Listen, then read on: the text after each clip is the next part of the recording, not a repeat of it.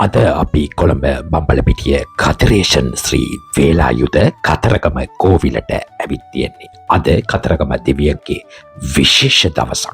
ඒ තමයි අද කතරගම දෙවියන් ඔහුගේ බිරිඳ වන වල්ලියම්මා සමග විවාහ වූ දවස. ඒ වගේම කතරගම දෙවියන්ගේ මව වන කාලිබෑනියන් කතරගම දෙවියන්ගේ බැතිමතුන්ට වදහිංසා කළ අසුරයා විනාශ කිරීමට කතරගම දෙවියන්ට ඔහුගේ මව වේලායුධය ලබා දුන් දවස.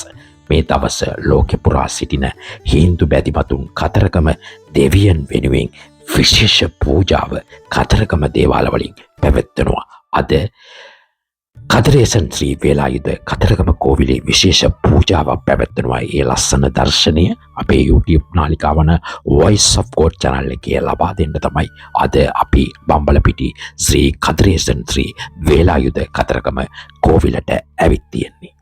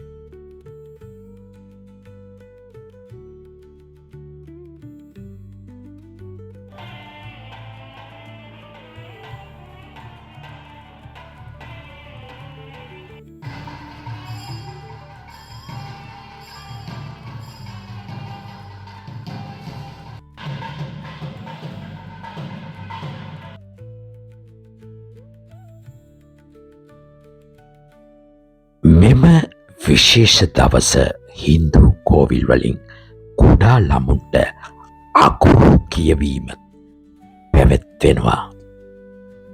ඒ ලස්සන දර්ශනය තමයි ඔබ මේ වීඩියෝ එකේ දකින්නේ.